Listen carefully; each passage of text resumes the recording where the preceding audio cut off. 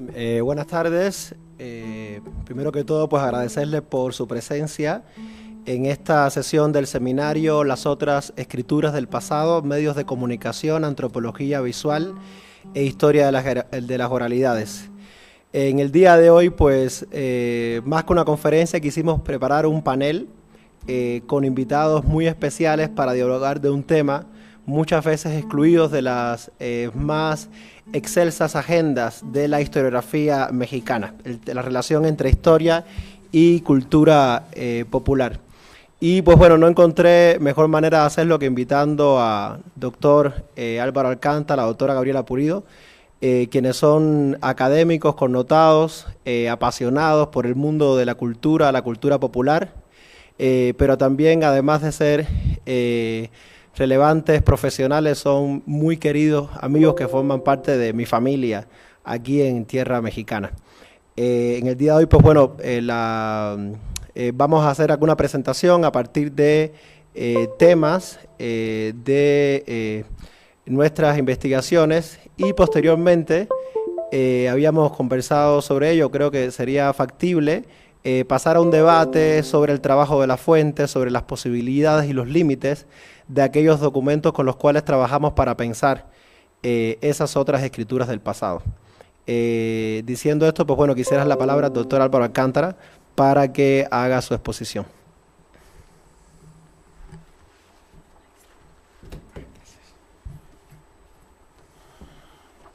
Bueno, buenas tardes. ¿Sí? ¿Se oye? Sí. Muchas gracias por estar aquí, por acompañarnos. Como decía Yadiel, pues siempre es un gusto compartir la mesa con gente que uno quiere, que aprecia, que estima.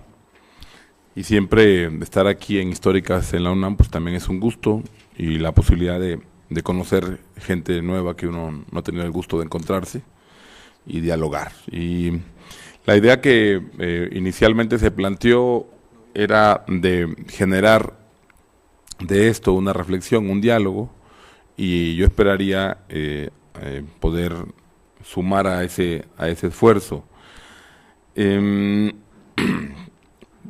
Dada los problemas del tiempo, quiero iniciar con algunas ideas o algunas preguntas que me he venido haciendo en los últimos años.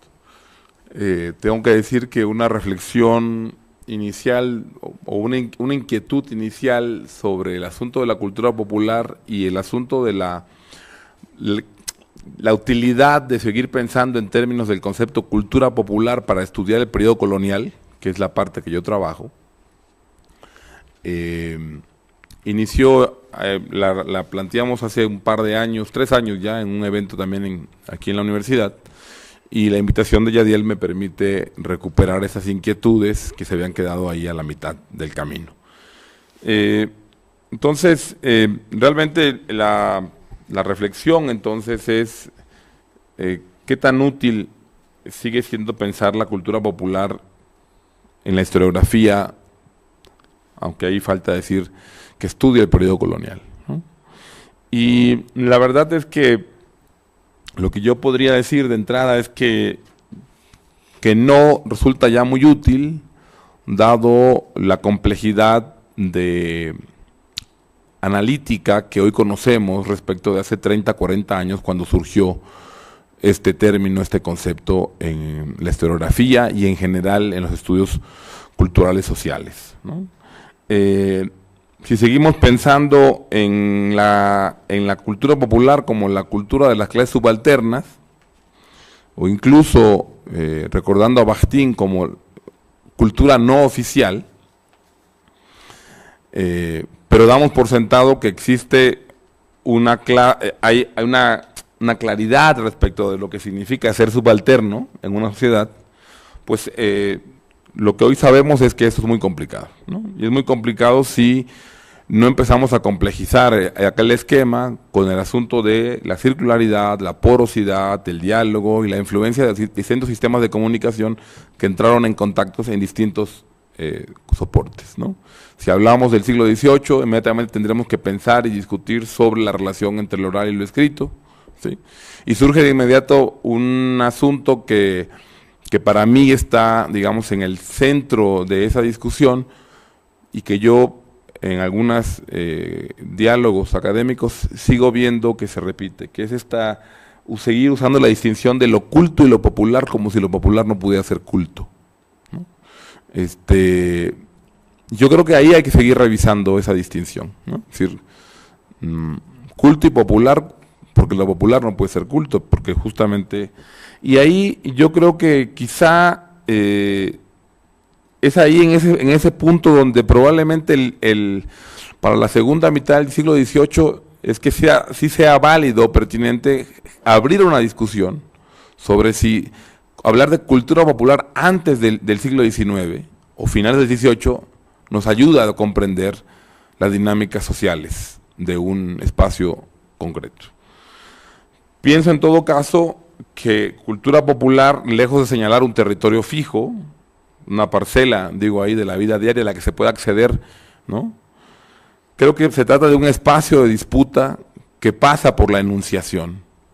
Y cuando digo que pasa por la enunciación, entonces, y de ahí creo yo la importancia de la vinculación con lo que se plantea esta mesa de diálogo, esta mesa redonda que siempre es rectangular,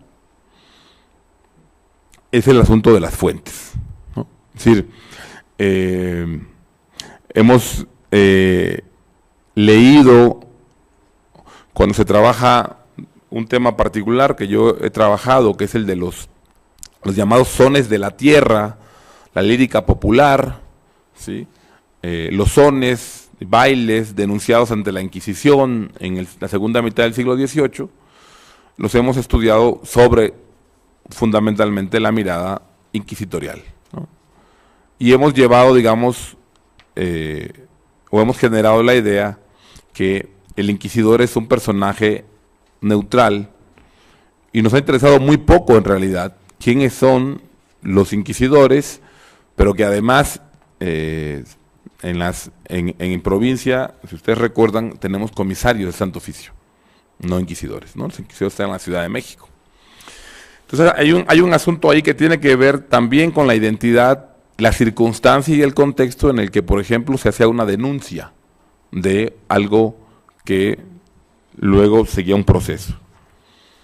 Entonces, creo que cultura popular puede seguir siendo útil si lo planteamos como un espacio de disputa y definición del quién habla, dónde habla y para quién habla, pero en un proceso en el que estamos los investigadores totalmente involucrados. O sea, no es justamente que yo me acerque a una fuente que es externa a mí, o a un documento incluso que es externo a mí, sino que yo mismo, al momento de construcción, me estoy jugando también en ese asunto. Bueno, entonces creo que problematizar la cultura popular hoy implicaría criticar esa definición de tipo territorial de objetos de investigación, ¿sí? Y en ese sentido también plantearnos una crítica, una revisión de la manera en que el concepto de cultura popular ha estado ligado también a una aproximación de tipo estructuralista, en el que la cultura popular, la definición de cultura popular es propia de un grupo o de una clase social o de una calidad, ¿no? Y eso basta con revisar en los trabajos, uno encuentra que la cultura popular de los indios, la cultura popular de los afros en el puerto de Veracruz, y tiene justamente esta característica de construir con imágenes promedio del quehacer cultural, social de las personas. Y en ese sentido, creo yo que lo que hoy sabemos nos llevaría, cuando hablamos de cultura popular, a incorporar el asunto de la definición de la escala, ¿no? Si no es lo mismo cuando hay una investigación que se plantea una aproximación de tipo regional, por ejemplo, al tema de la cultura popular, que justamente por el propio enfoque sacrifica un asunto de aspectos de tipo relacional, incluso de reconstrucción de trayectorias individuales, sin las cuales no se puede entender a veces a cabalidad de qué se está hablando. Entonces, definir la escala de observación de una investigación sobre cultura popular resulta central, en mi opinión. Con ello, entonces, cuando uno se aproxima desde el análisis relacional a ese ámbito, encuentras uno, que las personas no están fijas, ¿sí?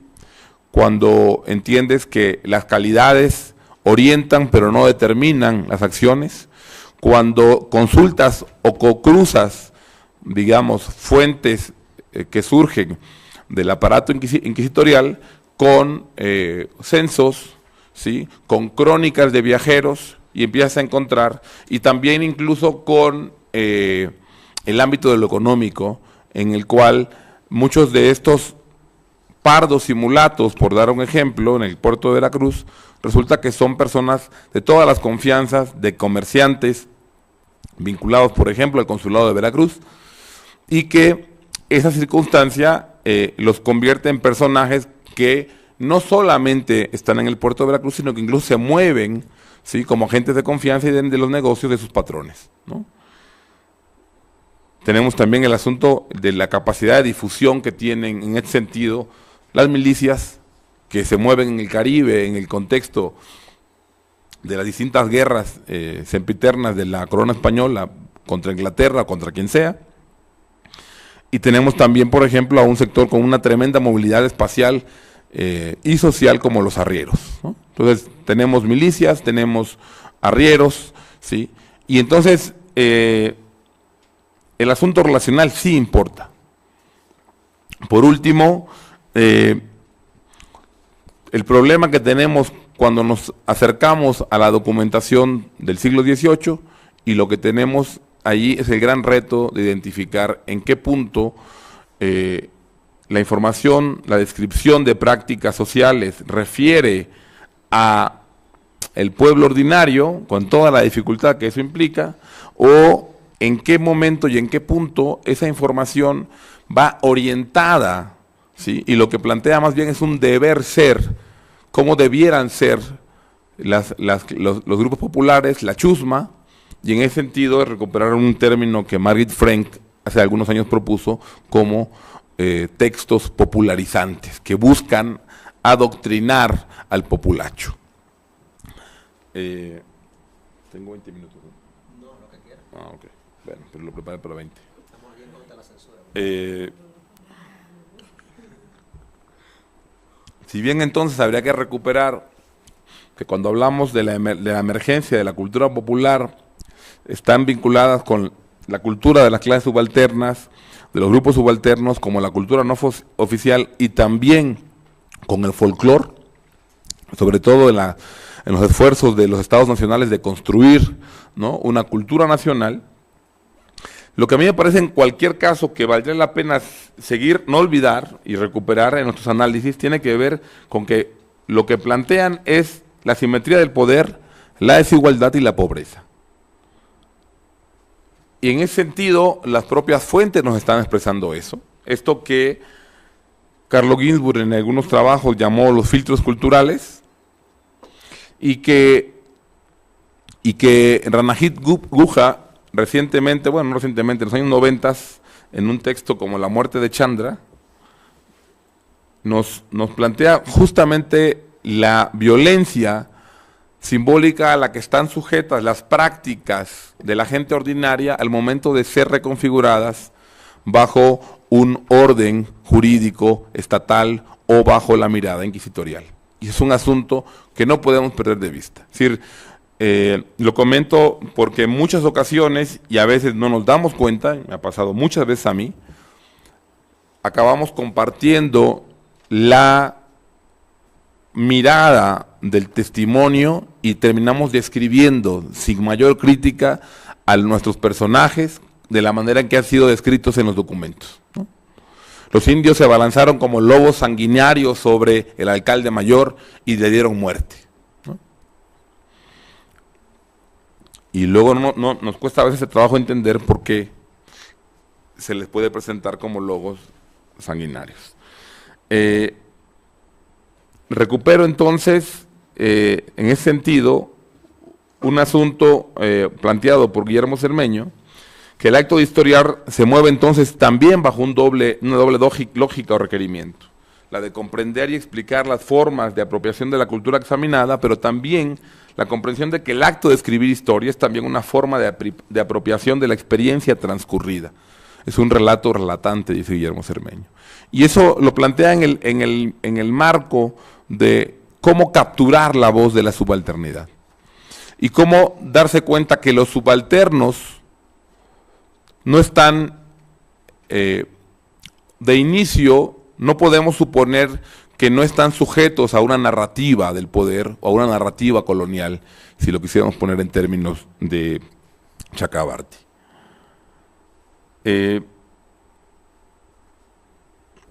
Con lo que he planteado, lo que quiero decir es que cultura popular sigue siendo para mí interesante allí cuando lo pongamos como el término lo pongamos como un espacio de conflicto y de debate y de análisis, como una hipótesis a comprobar, ¿sí?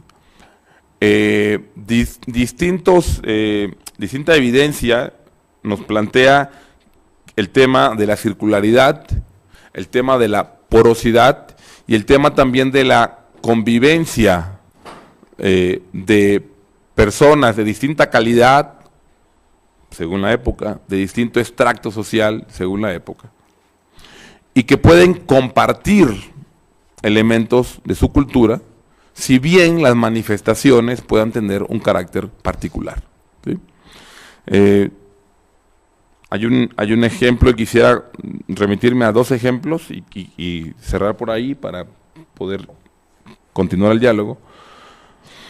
Se ha vuelto un lugar común decir que, por ejemplo, que los sones y los bailes se prohibieron y fueron perseguidos con mucho celo por la Inquisición y por los inquisidores. En particular, Veracruz, el puerto de Veracruz ha sido un lugar que ha sido muy referido, porque ahí tenemos la primera denuncia de un baile llamado el chuchumbé, que se ha repetido y repetido, que alteró las buenas conciencias, y que por eso fue denunciado. Bueno, lo que hemos intentado documentar en un par de trabajos recientes es que nadie se haya puesto a pensar en quién era el inquisidor, ¿no? Ni tampoco a reparar que si uno amplía el espectro del análisis,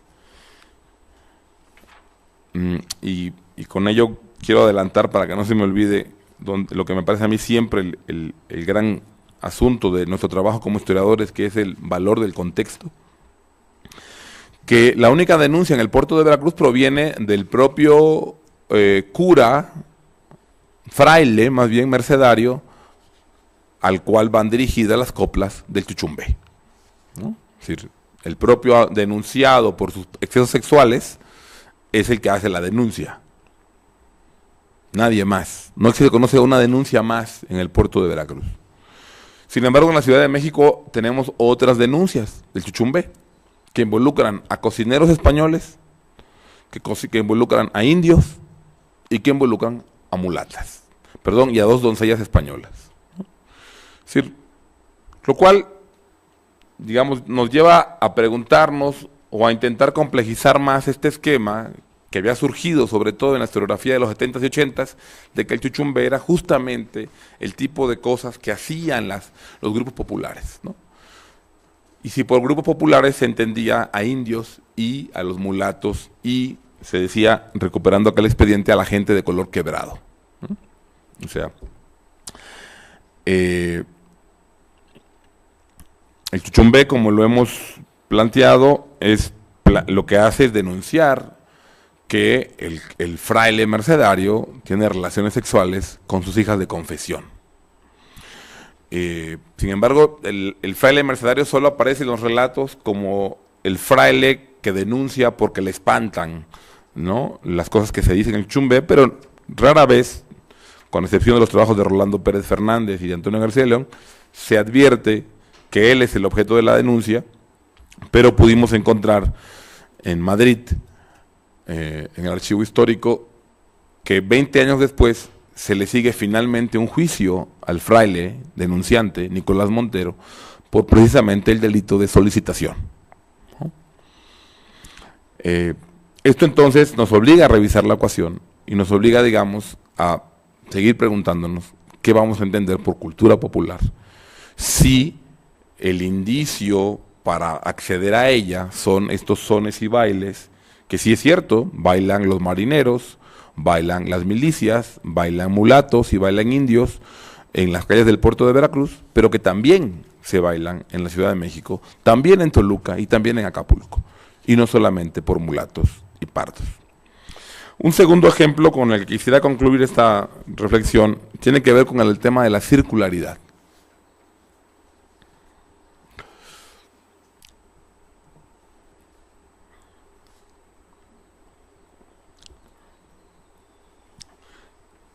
Se le siguió una denuncia a una monja en la Ciudad de México por haber, digamos en traducción contemporánea, por tener una relación de lo más sensual con el niño Jesús. Y esto es justamente la descripción que ella misma hace de cómo se le aparece el niño Jesús y cómo en su aparición le brotaban flores. Allá va mi corazón, partido en 4 pedazos, pero va con condición que ha de morir en tus brazos. Esa es la copla que está ahí en su descripción. Y ustedes la tienen ahí en pantalla, no la voy a repetir. Cuando uno se acerca a una fuente como esta, uno podría plantearse entonces que está ante el asunto o que podría acceder de alguna manera, y por supuesto continuando la investigación, ampliándola con la cultura cotidiana conventual, con, podríamos también decir, una cultura que a lo divino, etcétera. Pero esta copla para mí tiene mucha significación porque yo esa copla la escuché hace unos 15 o 20 años en un fandango en Cozoleacaque, Veracruz. Esta es una referencia de 1700, segunda mitad del 18, ahora mismo se me escapa la fecha, pero ahí está la referencia. Yo la escuché cantada y de hecho me la aprendí cuando más joven y me gustaba cantarla, y un día más bien me encontré este expediente en el archivo de Inquisición, que claro, cuando lo vi inmediatamente me llamó la atención, porque yo se lo había escuchado cantar a un campesino de Cozoleacaque, que es un pueblo de origen nahua, aunque ahora mestizo, en el sur de Veracruz. Por aquellos mismos años, había yo escuchado lo siguiente que quiero compartirles con ustedes.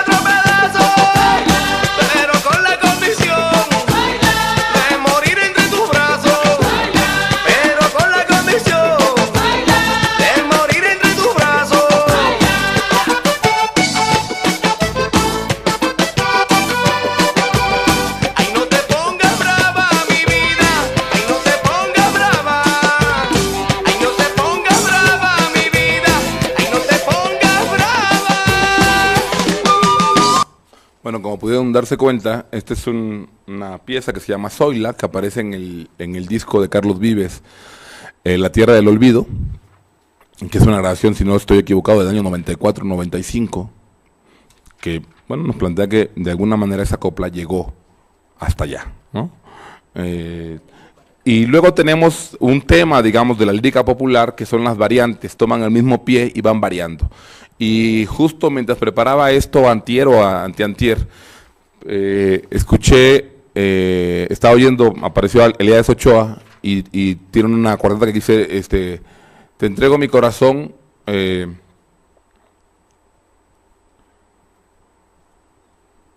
ábrelo con cualquier llave. Porque muy dentro de mí solo tu corazón me cabe, ¿no? Son estas variantes que están en la lírica popular y que precisamente ayudaban a que circularan estos versos. En la edición, en una edición que hace Patricio Hidalgo, que se llama, más tiene un nombre muy hermoso, que se llama El Canto de la Memoria, 50 años de versada en el sur de Veracruz, perdón, ahora lo agrando. aparece este verso atribuido a un poeta, Alfonso Cinta, que nació a principios del siglo XX, ¿no? En fin, lo que tenemos pues es que cuando nos enfrentamos,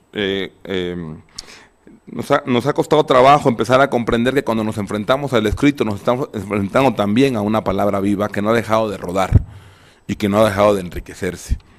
Y es una palabra que vuelve a lo escrito y a veces porque solo ha sido escrito puede reinsertarse en lo oral y del oral vuelve a lo escrito, ¿no? ¿Dónde para? ¿Dónde está esa madeja?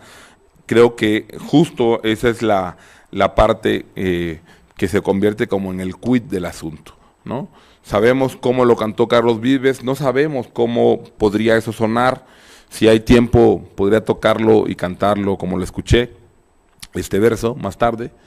Pero que entonces nos somete a otra serie de preguntas que tienen que ver justo con lo que planteaba al inicio, ¿no? Es decir, criticar la definición territorial de los objetos de investigación y pensar que la cultura popular está expresada en unos documentos y no en otros, o que de suyo le es propio a ciertas personas sin que nos interese su entorno relacional y el contexto, ¿sí? Y también todo el gran reto que implica asignarle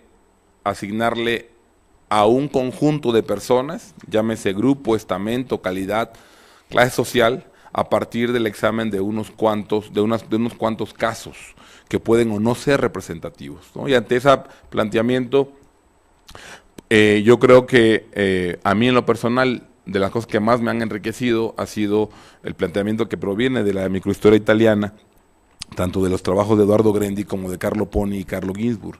Cuando Eduardo Grendi plantea la idea del oxímoron, del excepcional normal, ¿no? Y cuando en un trabajo publicado en el 79 en español, Carlo Poni y Carlo Ginzburg, titulado El nombre y el cómo, ya planteaban precisamente cómo combinar el análisis cuantitativo con el análisis cualitativo dirigido al estudio de las clases subalternas, ¿no? Yo creo que cultura popular entonces tiene que seguir siendo una aproximación sobre la que hay que debatir y que en ese debate la tenemos que construir. Muchas gracias. Agradecemos su intervención al doctor Álvaro Alcántara y le damos la palabra a la doctora Gabriela Pulido. Pues muchísimas gracias por estar aquí, ¿no? Es un honor para mí estar este día con ustedes.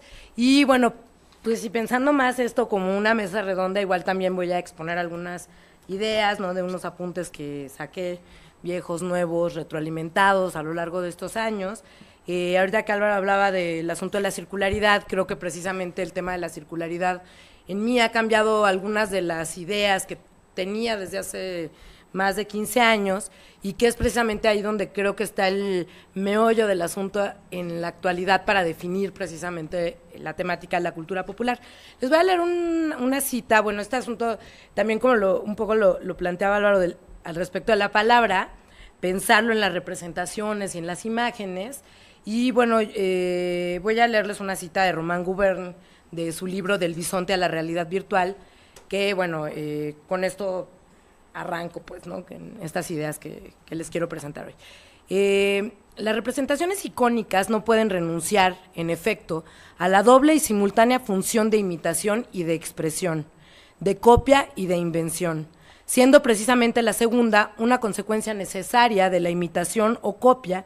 Nunca será técnicamente perfecta, es decir, nunca será un doble idéntico a su modelo. En esta doble función pueden reconocerse las huellas de lo que los griegos llamaban mímesis, o sea, copia y reproducción, y fantasia, imaginación, invención. En toda imagen icónica existe simultáneamente cierta voluntad de imitación e inevitable invención en diferentes grados. Bueno, como lo que nos une es el tema de la cultura popular, viendo las otras fuentes y las metodologías para pensar el pasado, ya desde hace algunos años, comentaba Álvaro, nos invitó y nos incitó a iniciar esta discusión acerca de la temática de la cultura popular, pensando en las definiciones y los alcances de estas definiciones a lo largo de la historia.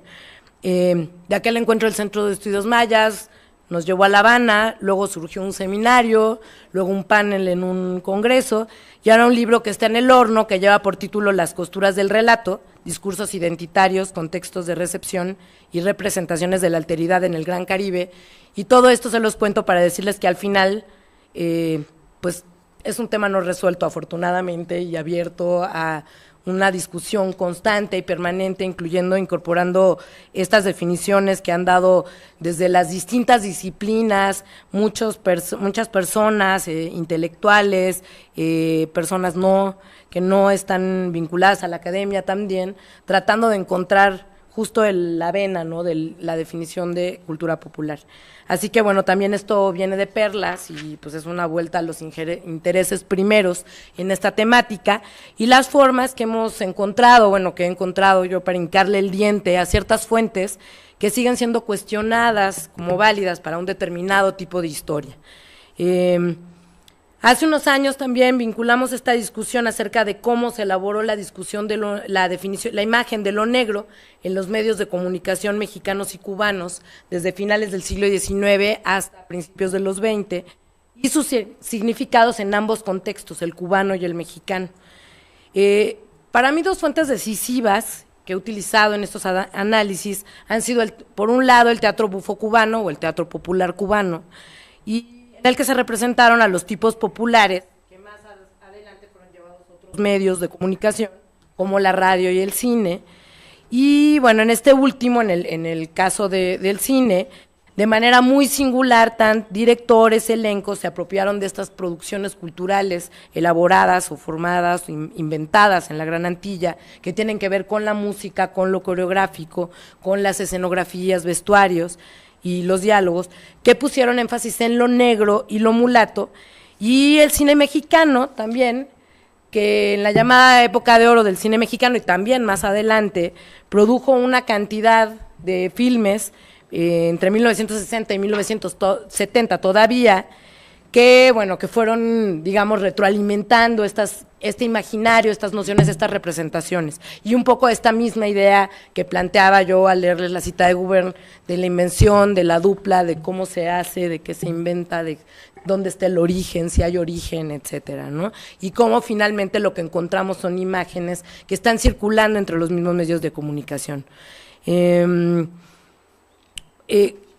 Casi siempre en estos trabajos, cuando uno habla del teatro popular y del teatro y del cine, te encuentras que la dificultad de plasmar en el papel justo el recurso de la imagen en movimiento o de lo escenográfico, te encuentras descripciones muy amplias, ¿no? Descripciones muy amplias de los contenidos de estas fuentes.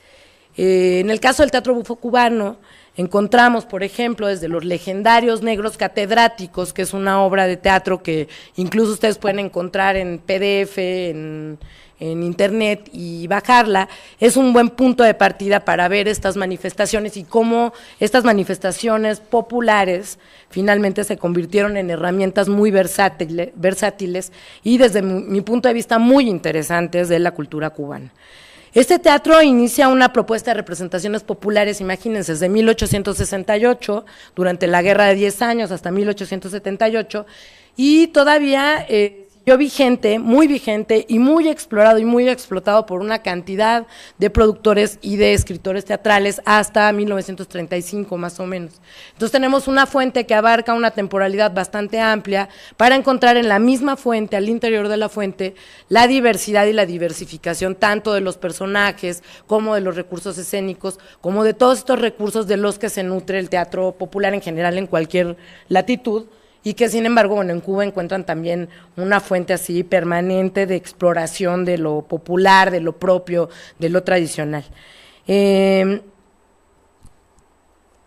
pretende que en esta fuente se vean plasmadas las características de esta sociedad, en particular la cubana, que está viviendo justo las tensiones de una sociedad que está experimentando un conflicto armado con rumbo a la independencia, y después de la independencia, pues en la definición de su propia cultura política, ¿no? Entonces ahí vamos a encontrar estas tensiones derivadas del contexto, lo cual hace todavía más interesante esta fuente porque nos lleva del teatro popular a buscar siempre en los expedientes, en las historias generales cubanas, elementos que nos hagan entender qué es este discurso teatral, ¿no? Entonces, bueno, vas aprendiendo todo de historia de Cuba, o de historia de México, o de historia del Perú, o de cuando utilizas la fuente teatral, siempre vas moviéndote hacia otros recursos que te van dando esos contextos. Entonces, bueno, vas armando como círculos bastante interesantes de exploración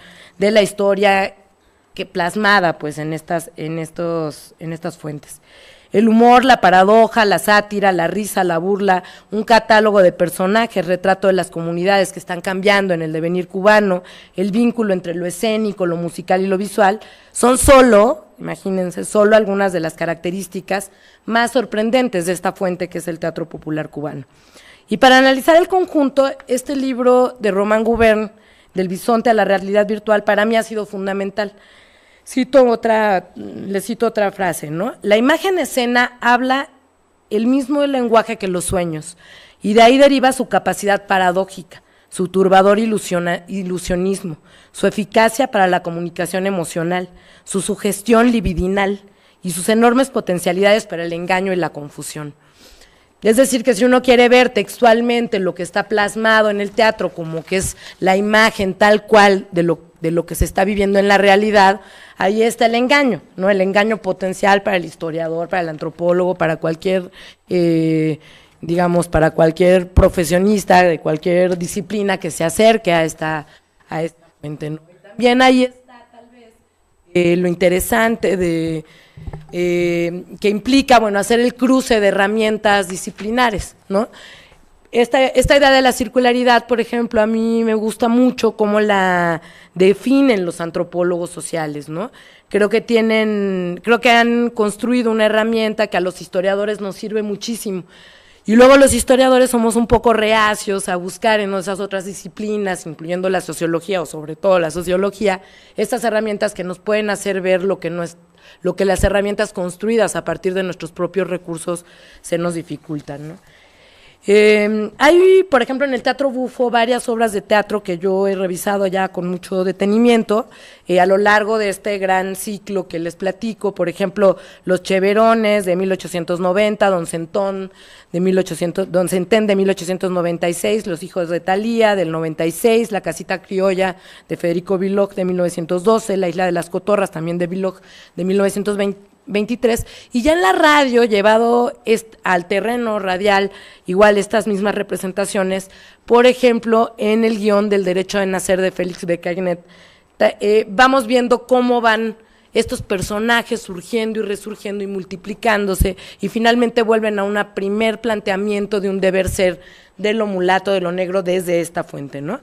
En ellas aparecen negros, negras, mulatos, mulatos, y también otros personajes extranjeros, españoles, judíos, chinos, que hacen posible contrastar precisamente a través del lenguaje, del vestuario, las profesiones, los oficios, etcétera, cómo estos recursos escénicos se vuelven, repito, y remito al tema de la versatilidad.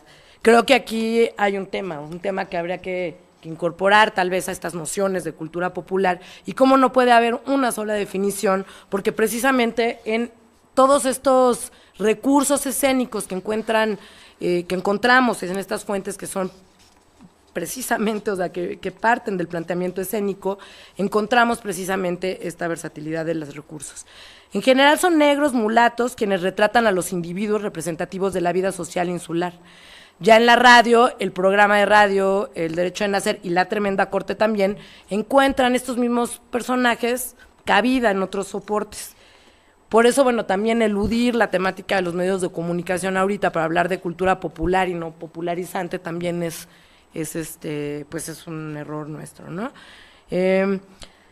Aunque precisamente en términos del diseño de personaje resultan parecidos casi todos estos personajes, y en algunos casos casi idénticos. Luego el cine ya hizo otra cosa, ¿no? Volvió síntesis, la síntesis de la síntesis, y bueno, en este medio tiempo que abarca de mediados del 19 hasta las primeras décadas del siglo XX, y luego traducidos hasta los años 70, Vemos también cómo cada episodio teatral o cada episodio fílmico te lleva a conocer una época, a conocer un proceso muy particular, porque si uno se acerca precisamente a estas fuentes, te encuentras que el lenguaje y la representación de lo que están, de la experiencia, redundan en temáticas muy particulares de la época. Entonces hay que ir constantemente, les repito, al contexto histórico, y eso para mí, bueno, también ha sido fundamental, digamos, en ese ejercicio, ¿no?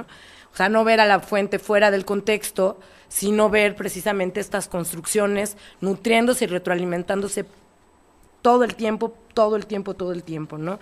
No es lo mismo, obviamente, ver a los negros en la pintura de castas, ni estas representaciones de lo negro, que obviamente los negros del cine, ¿no? En el cine mexicano hay dos filmes que a mí me parecen fundamentales también para ver precisamente estas construcciones y que se remiten de maneras muy similares, y ahí está lo peligroso y el engaño, con este teatro popular. Uno de los filmes es Angelitos Negros, de Joselito Rodríguez, de 1948, y otro precisamente es la reproducción del Derecho de Nacer, ya en la versión mexicana, la primera, la de Tito Davidson, de 1948, y bueno, obviamente ya las posteriores, que tratan de repetir este primer planteamiento de Tito Davidson, que además tuvieron un éxito considerable en las taquillas, pensando en cómo era el cine en aquellos años, y todo esto, bueno, se ha reproducido en películas muy interesantes como Conga Roja, Calabacitas Tiernas, La Reina del Trópico, Aventurera, incluso en las películas que plantea este ciclo de cine mexicano que habla de la vida en los cabarets, etcétera, ¿no? Y eso nos permite ahondar bastante en las estrategias escénicas que utilizan estas presencias negras, mulatas, construidas en el celuloide, y cómo se retroalimentan precisamente de otros recursos como la música, los vestuarios, las escenografías, de manera permanente. Y por supuesto ya después, en la siguiente década, pasado la época del cine de oro, del cine mexicano, en películas como Negro es mi color, Rosas blancas para mi hermana negra, Mamá Dolores, Vidita negra, Poder negro, Lo negro es bello, etcétera, hasta llegar, bueno, a las películas de los años 2000, ya en el siglo XXI, ¿no? Sí hay que hacer esa historia, ¿no? Bueno, ya tenemos un amigo que participa en este libro, Las costuras del relato, que está intentando reconstruir esta larga visión de lo negro en el cine hasta el siglo XXI, y cómo en casi todas estas películas se plantea la eficacia de una sociedad plurirracial, por así decirlo, apenas perceptible obviamente en la transmisión de las primeras versiones de estas películas. Por eso encontramos que en los títulos de una primera época nunca se menciona lo negro, nunca se habla de lo negro, y ya a partir de los 60 ya se habla siempre en los títulos de lo negro, de la presencia negra, ¿no? Hay ahí también una discusión interesante que tiene que ver precisamente con la magnitud que adquieren estas temáticas de la cultura popular en los medios de comunicación.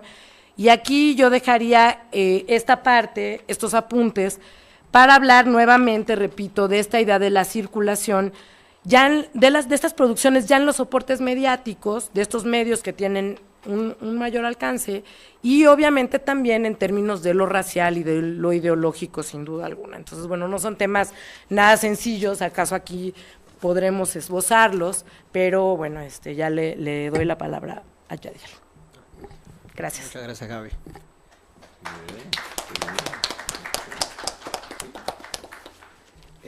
Bueno. Tengo que presentar yo. Bueno, tranquilo, pues, cógelo suave. Bueno, entonces tenemos hoy a nuestro anfitrión, convocador, a Yadiel Díaz, postdoctorante aquí en Históricas de la UNAM, que va a hablarnos de cosas muy interesantes. Muchas gracias.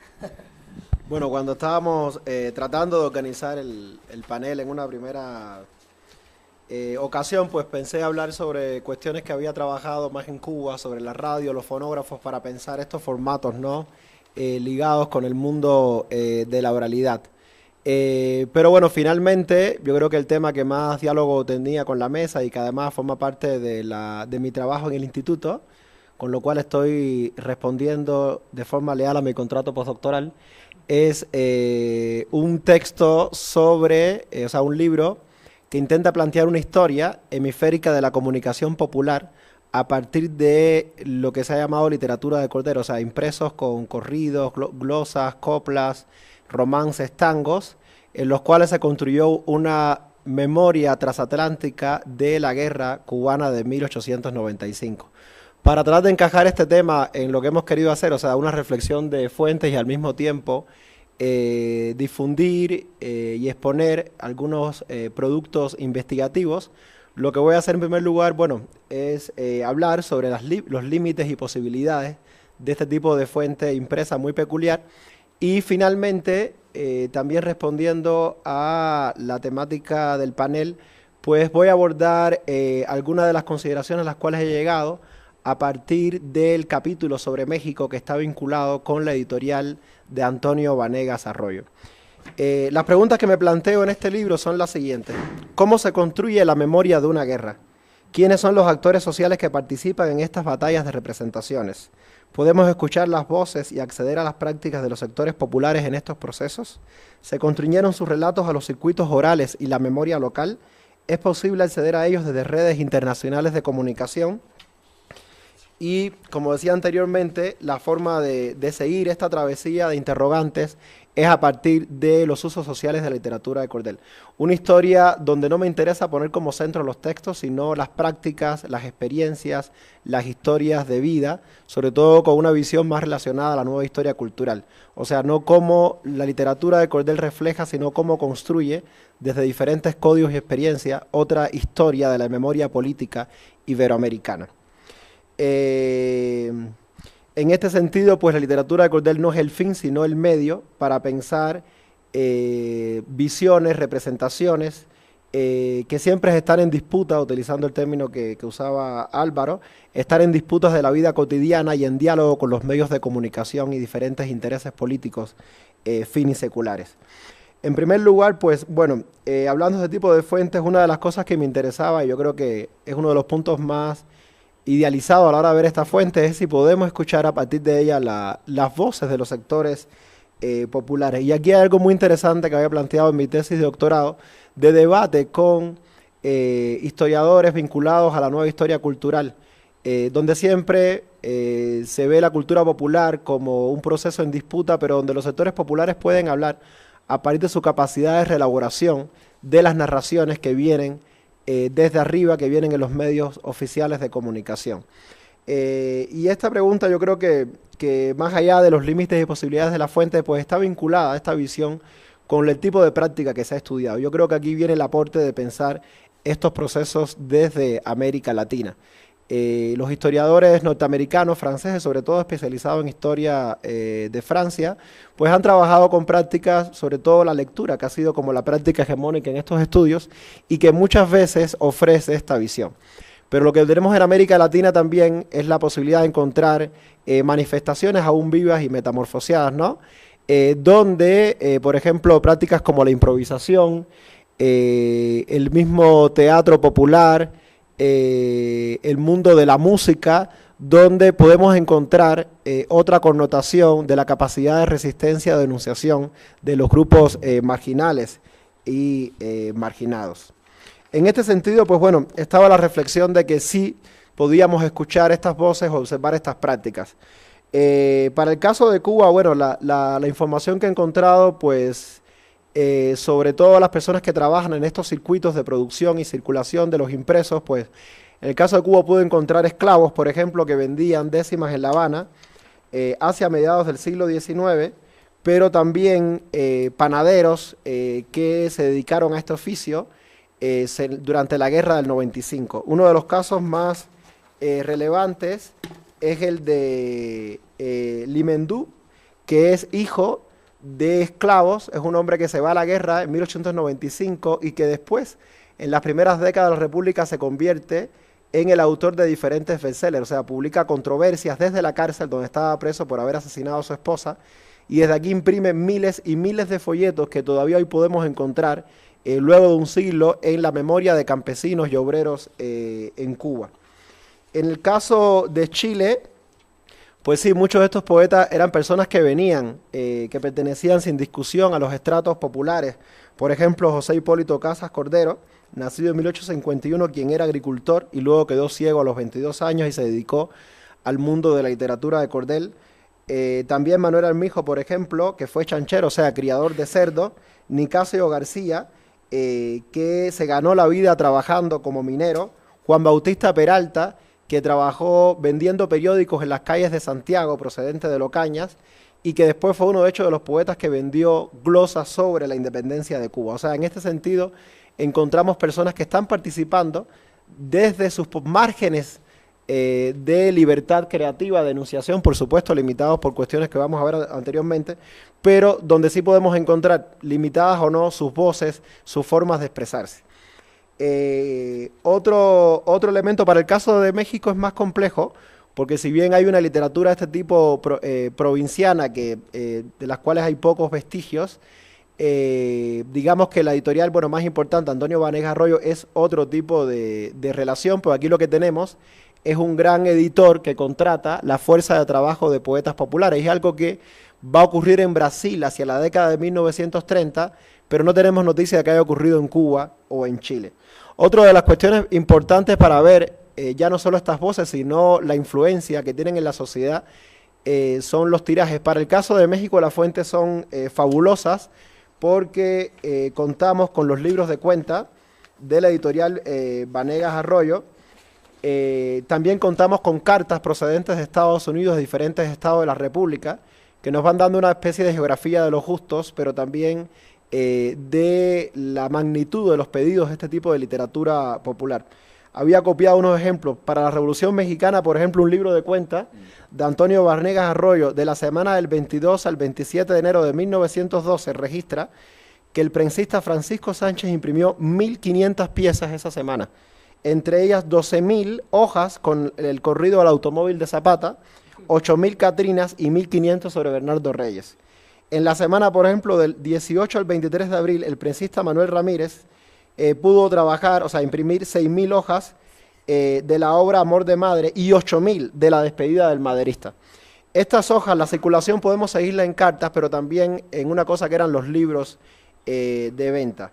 Para el caso de Cuba, este poeta Limendú, descendiente de esclavos, estudiado por el investigador René Batista en Cuba, pues bueno, descubrió que las primeras impresos que produjo con controversias con determinados poetas, se sacaron cerca de 3.000 ejemplares. O sea, él le envió una carta al alcaide de la prisión pidiéndole imprimir estas décimas, que en realidad se convirtieron en los más importantes bestsellers de la literatura popular cubana. Para el caso de Chile también es impresionante la información. Por ejemplo, tenemos el poeta Juan Ramón González, quien logra fundar una imprenta en su propia casa, y que, por ejemplo, el folleto Poesías Amorosas, ese folleto sacó 2.000 ejemplares, del folleto El Amoroso 5.000 y del Apreciado 2.000 ejemplares. El caso, yo creo que excepcional, es Daniel Meneses, otro de los poetas populares que vendían estas glosas en las calles santiaguinas y que se expresó también sobre la independencia de Cuba, que tuvo tirajes de 30.000 ejemplares acerca de sobre la guerra civil de 1891, en este caso tomando una actitud contra Balmaceda. Y bueno, otros poetas como Pedro Villegas, natural de Valparaíso, que llegó a publicar cerca de 8.000 obras. Más allá de esta visión más idealizadora de la cultura popular, que en realidad pues yo creo que no solo permite estas voces de abajo, sino hacer ejercicios metodológicos e invertir esta relación entre sectores dominantes que opinan y sectores populares que actúan como receptores. O sea, hay que invertir esa relación de comunicación, también que está ligada a este mundo del oculto, de lo popular. También existen pues límites a la hora de ver esto. Bueno, una de las cosas más importantes es que, bueno, en realidad tenían esta visión política a favor de Zapata o de Madero o de Balmaceda, o visiones sobre el matrimonio, o sea, sobre estos temas. ¿Eran las visiones de los poetas o simplemente estos textos estaban relacionados también con los intereses comerciales? Porque tenemos un formato que en realidad está basado en intereses comerciales, y es una de las dificultades que tenemos a la hora de estudiar esta cultura impresa, que para el caso de Italia, pues por ejemplo, Gramsci aborda esto a la hora de estudiar la prensa italiana. Por otra parte, tenemos también usos de la cultura popular por parte de los sectores dominantes, ¿no? O sea, cómo las élites utilizaron este tipo de cultura popular para poder manipular o exportar sus ideas hacia los estratos populares. En el caso de Cuba, por ejemplo, es muy interesante una situación, un asunto en 1808, cuando circularon en Santiago de Cuba décimas, supuestamente escritas por un inmigrante francés proveniente de Haití, para calmar los ánimos en 1808, pero estas aparecieron en un expediente donde se muestra una comunicación enviada por Sebastián Quindelán, gobernador de Santiago, al propio capitán general para que imprima estas décimas en la imprenta oficial y entonces así calmar estos ánimos políticos en la Cuba, en el Santiago de 1808. En el caso de Chile, pues tenemos la figura de Bernardino Guajardo, uno de los poetas populares e idealizados que el Estado chileno utilizó sus obras poéticas, las reprodujo para que fueran leídas por los soldados chilenos que participaban en la Guerra del Pacífico. Y en la situación de México, que aún falta por estudiar, hay que ver esta relación entre Antonio Vanegas Arroyo y los políticos del momento. Ahí yo creo que las pistas más interesantes donde podemos encontrar algo es la relación entre Antonio Vanegas y Porfirio Díaz, un personaje que siguió defendiendo incluso cuando no le convenía, ya hacia 1912 sigue defendiendo su figura y de hecho Antonio Vanegas Arroyo encuadernó la colección personal de libros de Porfirio Díaz. Por otro lado, y ya pues, haciendo síntesis de estas cuestiones, yo creo que esta idea del nacionalismo popular, ¿no?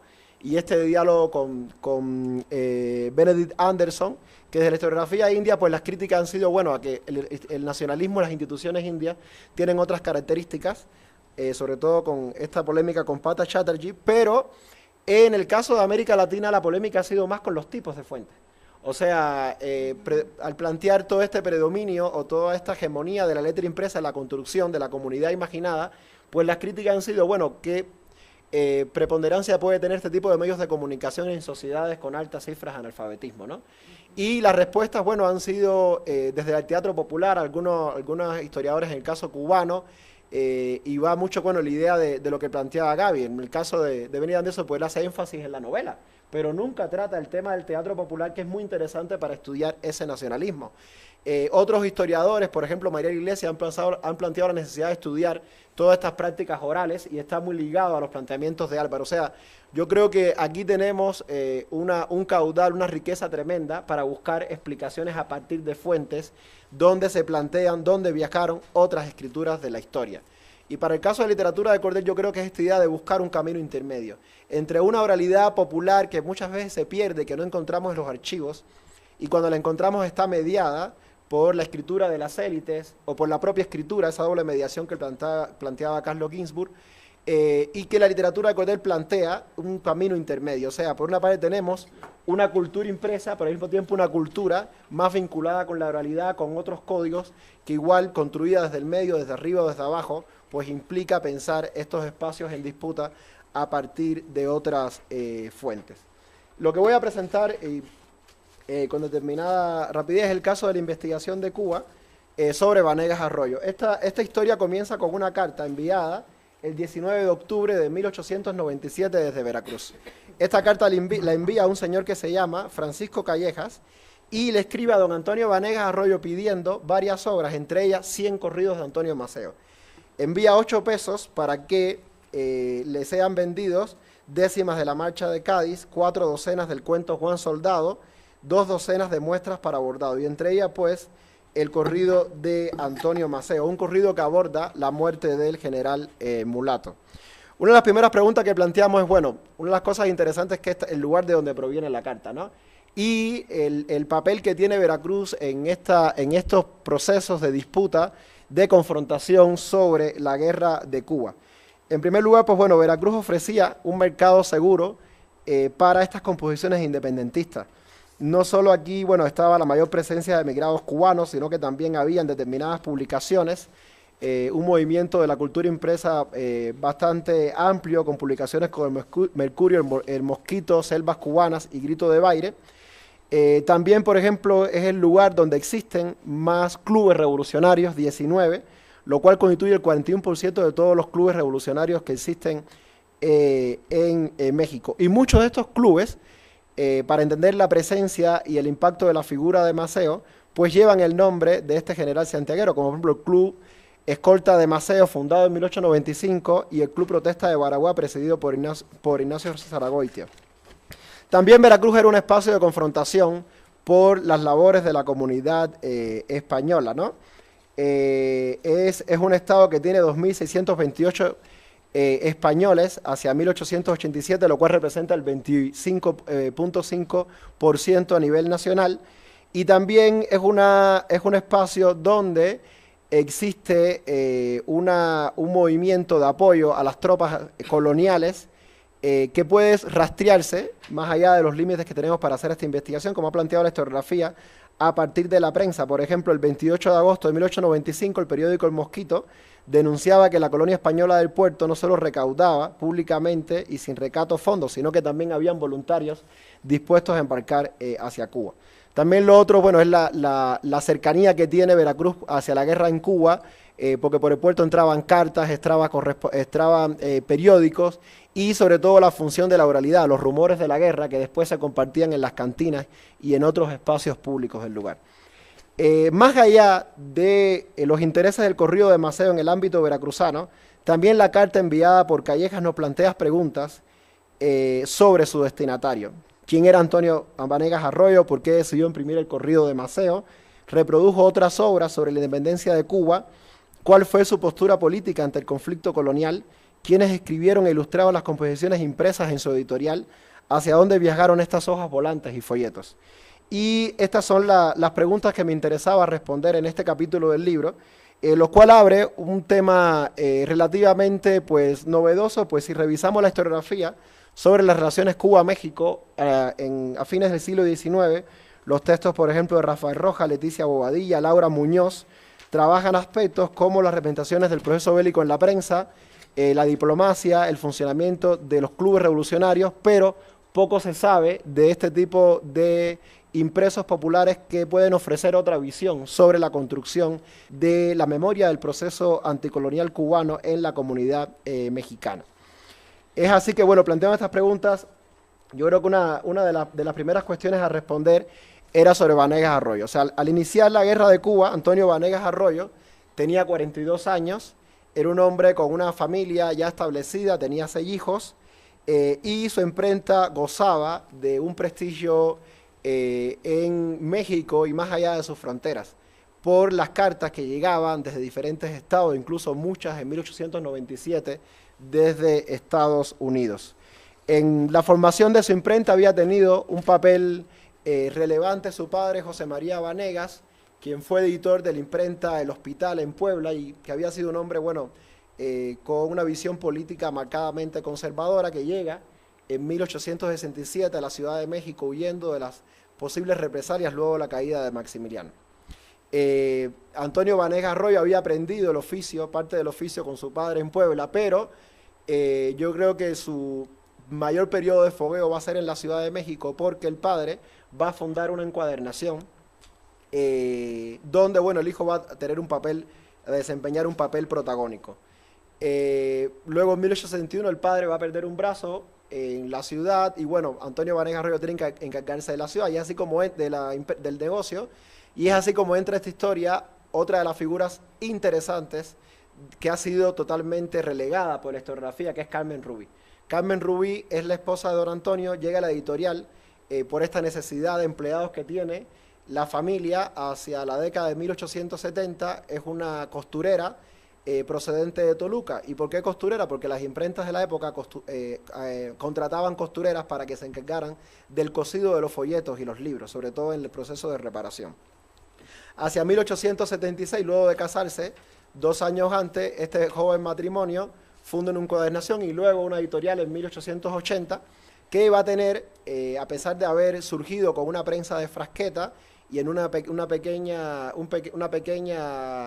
cuarto que logran contratar y de hecho una mesa de tocinería, etcétera, logran tener cierto éxito, no solo imprimiendo corridos o rezos preferidos por los sectores populares, sino también haciendo importantes contratos, como un contrato con Luis Esparza para publicar una colección de libros útiles, y después, en el segundo quinquenio de 1880, de esta década, fue contratado Antonio Vanegas Arroyo para publicar la revista de jurisprudencia. Al iniciar la guerra de Cuba, podemos entender, bueno, el alcance de esta imprenta, decía anteriormente, por las cartas, por el número de personal contratado por Antonio Vanegas Arroyo. Ya un libro de cuentas de 1886 nos habla que podía tener cerca de 13 trabajadores en esta década, lo cual fue aumentando hacia la independencia de Cuba en 1885, donde incluso incorporó ya la figura del grabador José Guadalupe Posada, que había llegado a la ciudad en 1807 aproximadamente, y había trabajado para varios periódicos, y también, bueno, había sido contratado por don Antonio para hacer algunos trabajos, sobre todo ilustrar los famosos corridos y cuentos y las obras de teatro que se vendían en su editorial. Otro de los asuntos interesantes es, a través de estos documentos, aún sin trabajar, el alcance de su maquinaria. Antonio Vanegas Arroyo, decía anteriormente, había fundado su editorial con una prensa de Frasqueta. Ya 3 años más tarde logra comprar una prensa Liberty a Aguilar y compañía, uno de sus vecinos, y hacia 1901, o sea, 3 años después de terminada la guerra en Cuba, su maquinaria tiene un valor de 1.795 pesos e incluye una prensa estándar, una Liberty de cuádruple, una Goldring de medio pliego y una guillotina Pisle valorada en 300 pesos. O sea, tenía toda una maquinaria para producir grandes tirajes, lo cual se demuestra en los libros de cuenta, pero también en la correspondencia que llega a la editorial, entre ellas la carta enviada por Francisco Calleja. Este es el corrido que pide, uno de los corridos que está pidiendo Callejas. Y bueno, vamos a la segunda pregunta de la investigación. ¿Cuál era la visión de este corrido y cómo construía, cuál era su posición ante la figura de Antonio Maceo? Bueno, en primer lugar hay que decir que cuando Antonio Vanegas mandó imprimir este corrido, pues bueno, tenía plena conciencia de la importancia y la relevancia que tenía Antonio Maceo. No imprime otros corridos según las fuentes que he consultado, no hay corridos de Martí, no hay corridos de Máximo Gómez, entonces sí había un interés muy profundo en la figura de Maceo. Y esto lo había visto sobre todo en la vida cotidiana, a partir de determinados incidentes que se publicaban en los periódicos que él diariamente leía para poder lograr forjar ese olfato comercial sobre los impresos que podían tener mayor público. Por ejemplo, el periódico La Patria, en diciembre el 22 de diciembre de 1896, días después de la muerte de Maceo, informaba sobre una pelea en una cantina en la Ciudad de México, ubicada en Alcacería Itacuba. También La Voz de México ese mismo día informaba sobre individuos que gritaban "Viva Maceo" a bordo de un vagón, el vagón 267, que fueron después aprehendidos por la policía en Tacubaya. También en la pelea de la cantina salía el nombre de Maceo en los gritos de las personas entre los contrincantes. Y esto, bueno, nos daba la relevancia en la vida cotidiana de Maceo, pero también eran medios que leía constantemente don Antonio Vanegas Arroyo. La visión del corrido es totalmente independentista, se alaba la figura de Antonio Maceo constantemente, haciendo énfasis en sus atributos como líder, se habla de un hombre valiente, un hombre digno, un hombre atrevido, y esta información no era publicada por la prensa relacionada a los intereses mediatistas, sino por diferentes periódicos. Por ejemplo, el mismo periódico El Continente Americano, el 7 de enero de 1897, publicaba una reseña sobre las características morales y militares de Antonio Maceo que habían salido publicadas en el periódico El Nuevo Régimen, con sede en Madrid. Otro de los asuntos que se abordaba era la relación de Francisco Gómez Toro con Antonio Maceo, que como sabemos es el ayudante, hijo de el generalísimo que muere al lado de Antonio Maceo, quitándose la vida. Y es muy interesante, porque también debemos preguntar no solo por lo que dice, sino por lo que cae al corrido, el corridista no abordó más esta relación romántica entre el hijo de Máximo Gómez y Maceo, sino que se limitó simplemente a mencionarlo, algo que sí, por ejemplo, salía en los corridos publicados en Madrid y Barcelona, y que también extraña pues estos silencios, porque esta visión había sido publicada en la prensa mexicana. Por ejemplo, el Correo Español, el 19 de 1896, publicó un escrito sobre sobre Antonio Maceo y Francisco Gómez Toro, publicando incluso la carta manuscrita que deja Francisco Gómez Toro a la hora de morir. O sea, que sí había tenido información en la prensa mexicana para poder abordar más y explotar más este asunto. Otra de las cosas interesantes es la visión sobre las causas de la muerte de Maceo. El corridista, al parecer, leyó en la prensa mexicana un rumor que se corrió desde Estados Unidos, en la que se planteaba que la muerte de Maceo había sido orquestada por el marqués de Ahumada, un general español que había invitado a Maceo en una cena y al final había sido envenenado su comida. Y bueno, es un rumor que sale sobre todo desde la prensa norteamericana por declaraciones que hace Gonzalo de Quesada desde Washington, dándole riendas a esta visión de la muerte de Maceo que había surgido desde el sur de los Estados Unidos. Y buscando la prensa me encuentro que esta visión se reproduce en periódicos, o por ejemplo el Boletín Religioso La Bandera Mexicana y el Correo de Español. Lo interesante, para terminar con esta parte del corrido, es que no critica la personalidad de Sertucha, que es el médico de Maceo, que sí se había puesto como uno de los causantes que estaba en esta conspiración para matar a Maceo. Y bueno, para terminar esta parte del corrido, empecé a buscar en la prensa cómo se representaba la figura de Maceo. Y es interesante cómo va cambiando. Porque sí aquí entra José Guadalupe Posada, las imágenes de Maceo son hechas por José Guadalupe Posada, y traté de buscar todas las fotos que habían para entonces ver cuáles habían sido los modelos utilizados por Posada. Pero por ejemplo, este otro Maceo de Posada que fue publicado en el Gil Blas es totalmente diferente. ¿No? Y si vemos la prensa, siempre ocurre esto. Algo muy interesante es que en el caso de México no han podido encontrar un Maceo totalmente africanizado, como ocurría en España. Por ejemplo, este es un Maceo publicado en un periódico español, y este es otro Maceo hecho por en un tango publicado en Madrid, vendido por uno de estos poetas españoles, donde se africanizaba esta figura, totalmente de forma intencional, porque una de las estrategias de la prensa colonial, del discurso colonial, había sido exponer que la guerra de Cuba era un asunto de negros y mulatos, y sobre todo a partir de aquí plantear la idea, el peligro que podía representar la independencia de Cuba para la concreción de otro Haití. Entonces, todo este mundo de la cultura popular está relacionado, se puede hilvanar con estos discursos, y además que sirve para lo que sea, para ver la cultura popular como un espacio en disputa. También, para cerrar, Vanegas Arroyo imprimió diversos folletos con canciones. Este es otro. Estos son otros folletos, y aquí es muy interesante que muchas de estas canciones no tienen un contenido tan independentista como el corrido de Maceo, pero sí lo hace más independentista los mismos grabados de José Guadalupe Posada, que para la época cobraba por 2 tablas oráculos 5 pesos y por 3 carátulas 6 pesos, lo cual nos da a entender que debió cobrar 2 pesos por cada carátula que hizo sobre la independencia de Cuba. La circulación, tenemos las cartas enviadas a la editorial pidiendo estos folletos. Estos cuadernos, tenemos cartas desde, por ejemplo, esta carta es de Orizaba, del 3 de octubre de 1897. Esta es una carta de Puebla. También existían cartas de Toluca por correspondencia con el hermano Roberto Vanegas, de Antonio Vanegas Arroyo.